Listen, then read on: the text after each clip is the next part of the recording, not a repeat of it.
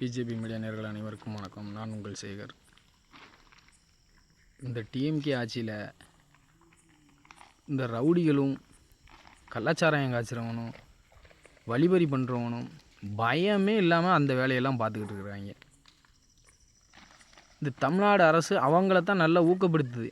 நீங்கள் சும்மா தைரியமாக கொலை பண்ணு, நீ தைரியமாக எந்தனா களவாண்டு போ, வழிபறி பண்ணு, பெண்களுக்கு எதிரான குற்றம் பண்ணு, ஆனால் உங்கள் மேலே நாங்கள் ஆக்ஷனே எடுக்க மாட்டோம் அப்படின்னு இந்த டிஎம்கே சொல்லாமல் சொல்லியிருக்கு. அதனால தான் எங்கேயுமே கொலைகள் வந்து பயமே இல்லாமல் சிசிடிவி கேமரா இருக்குது, நம்மளோட ஃபேஸ் வந்து அதில் இப்போ ரெக்கார்ட் ஆகுங்கிற எந்த பயமே இல்லாமல் தைரியமாக கொலை பண்ணுறான். இன்றைக்கி பட்ட பகலில் கோயம்புத்தூரில் மேட்டுப்பாளையம் பக்கத்தில் ஒரு பேங்க்லேருந்து பணம் எடுத்துகிட்டு வந்திருக்காரு ஒரு ஆள். அவனை பின்னாலேயே வந்து வழிமறைச்சு அவ்வளோ மக்கள் இருக்காங்க. அவ்வளோ மக்கள் இருக்கிற அந்த ஒரு பப்ளிக் பிளேஸில் கத்தியை காட்டி 3 பேர் மிரட்டி பணத்தை பிடுங்கிட்டு போகிறான். ஆனால் அதை சுற்றி நின்று வேடிக்கை வேறு பார்த்துக்கிட்டு இருக்காங்க. தமிழகத்தில் மனிதாயமானவனு என்ன இருக்கா இல்லை எல்லாம் அந்த டிஎம்கே ஆட்சியில் எல்லாம் செத்து போச்சானே தெரியலை. இல்லை மக்களெல்லாம் ஒருவேளை இந்த டிஎம்கே ஆட்சியில் வந்து தப்பு பண்ணுறவங்களெல்லாம் விட்டுருவாங்க, தப்பு பண்ணாத சும்மா இருக்கிறவனை பிடிச்சிட்டு உள்ளே ஓட்டுருவாங்கன்னு சொல்லி மக்களுக்கு அப்படி வேறு பயத்தை உண்டு பண்ணி விட்டுட்டான் அந்த டிஎம்கே ஆட்சிக்காரன். உண்மையிலே அதை சுற்றி வேடிக்கை பார்த்துக்கிட்டு இருக்கிற உங்களுக்கு நாளைக்கு இதே மாதிரி உங்களுக்கும் ஒரு பிரச்சனை வந்தால் நீங்கள் என்ன பண்ணுவீங்க? இந்த டிஎம்கே அரசு உங்கள் மேலே தேவையில்லாமல் ஒரு கம்ப்ளைண்ட் எதுவும் கொடுத்துருமோ என்னமோன்னு பயந்து வேடிக்கை பார்த்துக்கிட்டு இருக்கீங்க. நாளைக்கு நீ இதே மாதிரி காசு பணம் எடுத்து கொண்டு வருவ, இதே மாதிரி ஒரு பேர் பண்ணாமனா நீங்கள் என்ன பண்ணுவீங்க?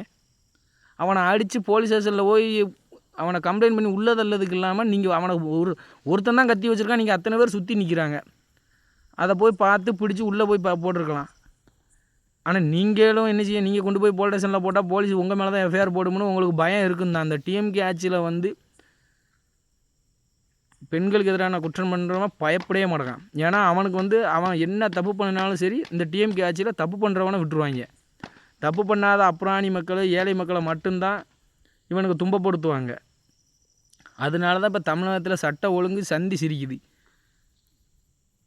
தயவு செஞ்சு அனைத்து என் தமிழ் சொந்தங்களும் இது மாதிரி ஒரு குற்ற செயல்களில் வந்து நீங்கள் வேடிக்கை பார்த்துக்கிட்டு இருக்கிறது வந்து நாளைக்கு உன் வீட்டிலையும் இது மாதிரி ஒன்று நடக்கும் கண்டிப்பாக.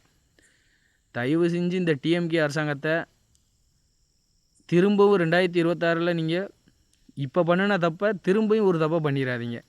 தயவு செஞ்சு இந்த ஆட்சியில் மாதிரி குற்றங்கள் வந்து சட்டம் ஒழுங்கு கெட்டு எந்த ஆட்சிலையுமே நடந்ததே இல்லை. இதுக்கு நிறையா உதாரணம் சொல்லலாம். இன்றைக்கி இந்த கோவையில் நடந்த இந்த வழிபறியை சொல்லலாம். பட்ட பகலில் கத்தியை காட்டி பேங்க்லேருந்து எடுத்துகிட்டு வந்த பணத்தை ஒரு 3 ரவுடி பேயை சேர்ந்து பயமே இல்லாமல் கத்தியை கட்டி கொண்டு போகிறான். அப்போ முதல் தரம் இவன் தப்பு பண்ணும் போதே இந்த காவல்துறையை விட்டு சரியான நடவடிக்கைகள் எடுத்திருந்தா அவன் இப்படி தைரியமாக அந்த தப்பு பண்ணுவானா? அப்போ அவனவே ஒன்று சொல்லலை, நம்மளை என்ன பண்ணிடுவாங்கிற ஒரு தைரியத்தில் தானே அவன் இந்த மாதிரி ஒரு தவறை பண்ணிக்கிட்டு இருக்கிறான். ஆனால் இந்த டிஎம்கே ஆட்சியில் அதெல்லாம் நடக்காது. கண்டிப்பாக மக்கள் வந்து தயவு செஞ்சு திருந்தணும். இல்லைனா நம்ம தமிழ்நாடு வந்து 1950 பீகாரும் உத்தரப்பிரதேசமும் எப்படி இருந்துச்சோ அதை விட மோசமான நிலைமைக்கு நம்ம தமிழகம் வந்துடும். மக்கள் வாழவே முடியாத லெவலுக்கு இந்த டிஎம்கே அரசாங்கம் கொண்டு வந்துடுவாங்க. தயவு செஞ்சு அனைத்து என் தமிழ் சொந்தங்களும் கொஞ்சம் யோசித்து பார்த்து இந்த டிஎம்கே வந்து விஷச்செடி, இந்த விஷச்செடியை வந்து தூரோடு பிடுங்கி எறியணும். உங்கள் வீட்டு பெண்கள் பாதுகாப்பாக இருக்கணும்னா இந்த டிஎம்கேவை விரட்டி அடிங்க. நாளைக்கு அங்கே தான் இன்னைக்கு இவருக்கு நடந்த இதே ஒரு சம்பவம் நாளைக்கு உங்களுக்கும் நடக்கலாம். ஆனால் இந்த டிஎம்கே ஆட்சியில் அந்த சம்பவம் செஞ்சவனை விட்டுருவாங்க. பாவம் அப்புறாணி அவர் பணத்தையும் பறியும் கொடுத்துட்டு ஏதாவது எஃப்ஐஆரும் அவர் மேலே தான் தப்புன்னு இந்த காவல்துறை வந்து அவங்க மேலே தான் கம்ப்ளைண்ட்டும் போடுவாங்க. ஏன்னா இவங்க மேலே தப்பே இல்லை, இவங்க மேலே தப்பு இருக்கிற மாதிரி தான் போடுவாங்க. ஏன்னா இது நிறைய சம்பவம் இருக்குது.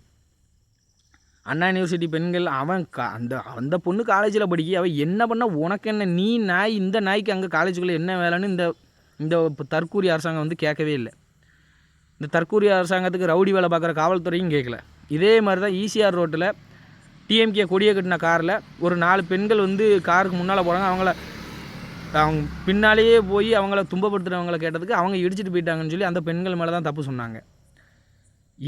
எங்கே நடந்தாலும் சரி பாதிக்கப்பட்டவங்க மேலேயே தப்பை சொல்லி அவங்க பாதிக்கப்பட்டவங்க மேலேயே எஃப்ஐஆர் போடுறது தான் இப்போ உள்ள காவல்துறை. இந்த டிஎம்கேவோட காவல்துறை வந்து அதை தான் செய்யுது.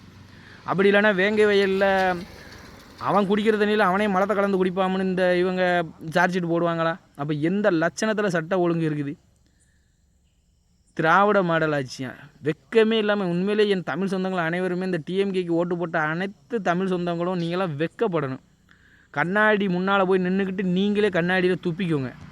இந்த மாதிரி ஒரு கேவலமான கேடுகட்ட ஆட்சி நடத்துறதுக்கு போய் நீங்கள் ஓட்டு போட்டிங்களா, அதுக்கு தண்டனை தான். இன்னும் இவங்க ஆட்சியில் இருக்கும் போது இவங்க டெய்லி நடக்க இந்த முதல்வர் என்ன பண்ணுறாருனே தெரியல. பொம்மை முதல்வர் சும்மா இந்த ஷூட்டிங் ஸ்பாட்டில் மாதிரி தான் இவரை வச்சுருக்கேன். பொம்மை முதல்வருங்கிறது கரெக்டான ஒரு பொறுத்து என்னதுன்னா அது தமிழக முதல்வருக்கு தான் பொருந்தும். பொம்மை முதல்வர்னால் பொம்மை அவருக்கு தமிழ்நாட்டில் நடக்கிற இந்த பிரச்சனையெல்லாம் தெரியுமா என்னன்னே தெரியல. எப்போ பார்த்தாலும் ஷூட்டிங்லேயே தான் இருப்பார் போல். என் அனைத்து தமிழ் சொந்தங்களே, இதுக்கெல்லாம் ஒரு விடிவு காலம் வரணும்னா பாரதிய ஜனதா கட்சி ஆட்சிக்கு வந்தால் மட்டும்தான் முடியும். அனைத்து மக்களுக்குமான ஒரே கட்சி பாரதிய ஜனதா கட்சி தான். என் அன்பு தமிழ் சொந்தங்கள் அனைவரும் வருகிற 2026 சட்டமன்ற தேர்தலில் அனைவரும் பாரதிய ஜனதா கட்சியை ஆதரிக்கணும். ஏன்னா நம்ம பிள்ளைங்க நல்லா படிக்கணும், வேலைக்கு போகிற இடத்துல பாதுகாப்பாக திரும்ப வரணும். இதெல்லாம் நடக்கணும்னா பாரதிய ஜனதா கட்சி ஆட்சிக்கு வந்தால் தான் முடியும். தயவு செஞ்சு அனைவரும் பாரதிய ஜனதா கட்சி ஆதரிப்பீங்கன்னு நம்புகிறேன். நன்றி, வணக்கம். பாரத் மாதா கி ஜெய்.